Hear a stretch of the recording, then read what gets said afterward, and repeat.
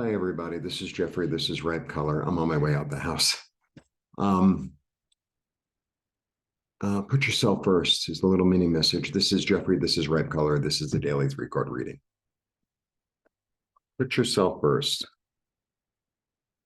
So if you need to put up a boundary, if you need to say no, if you need to say that doesn't work for me, stick up for yourself. Put yourself first. That's the energy.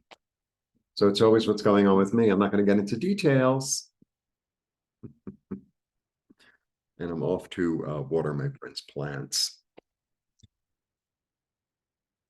All right.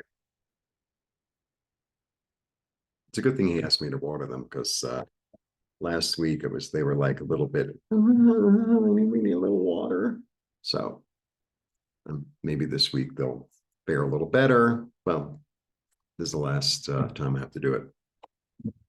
All right. And then I'm going to be on Nancy Jean's today, Nancy Jean's Garden at 1. Nancy Jean and I read together the 5 energies and weekly. We're going to be doing a little pendulum so you could see actually how it works. Oh, okay. 1, 2, 3. All right, we start with the High Priestess. The High Priestess is really a great card. So the High Priestess is really about really trusting your intuition, being guided by your dreams, being guided by your higher self. It's really fertile. To divine knowing. It's really a divine knowing, like really allowing yourself to be guided, right? So that the light is revealed. And then I have the 6 of Pentacles, and the 6 of Pentacles is really being in the middle of giving and receiving, really understanding that you're part of community and community is part of you. And I think it's like this deeper understanding of what you put out is what you receive.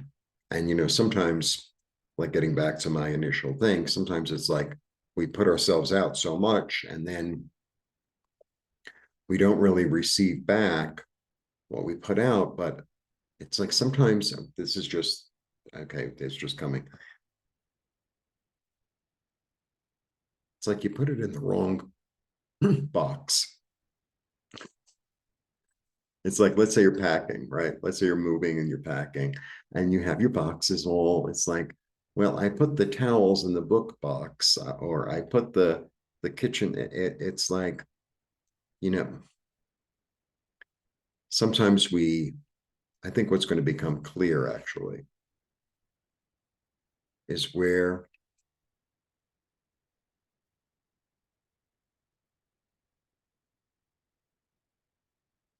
it's like the difference between, I don't know how to say this. It's like the difference between, let's say you went to something and you received 3 shampoos, right? Like little ones. And you kept one for yourself, which you should do. And then you give one to one friend and they're like, oh, thanks so much. I really appreciate it. And then you give it to another friend and they're like, well, I don't really use this. I only use my own shampoo and da, da, da. And it's like this whole time they've been trying to like do that with this person. And now you're realizing it's like they don't know how to receive. So if they don't know how to receive, they don't know how to give either. It's like, and I think you're going to get really clear about that. It's like, maybe I've been trying to extend myself and give things to somebody or someone or something that it's not appreciated.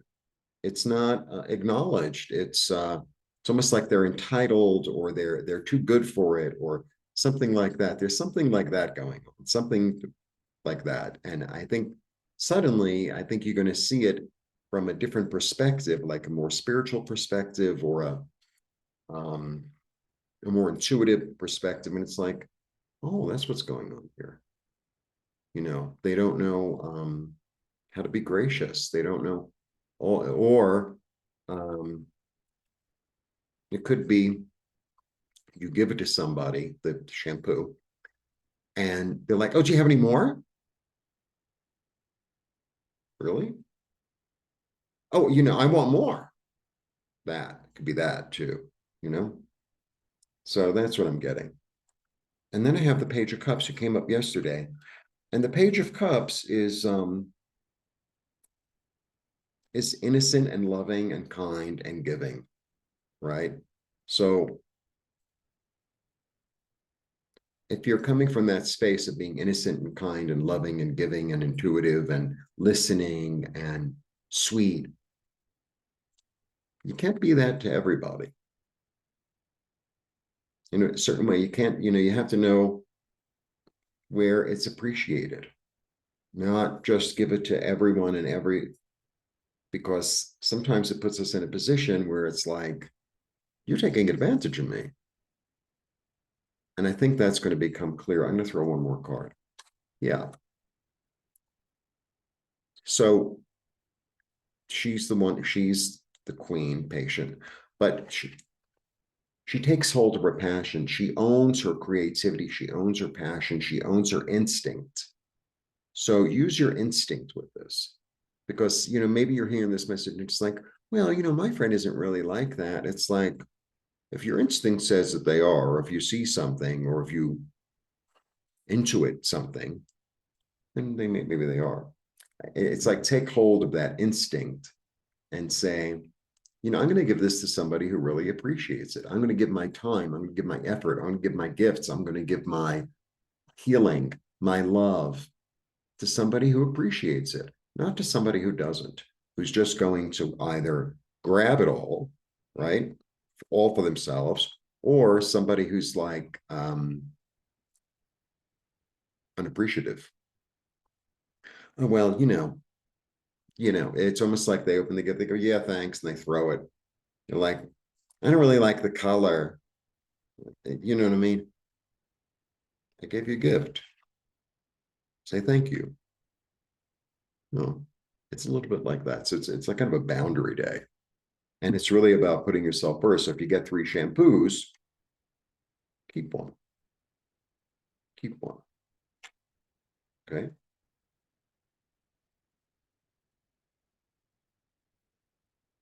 Blessings. See you soon. I'll say how little plans for you.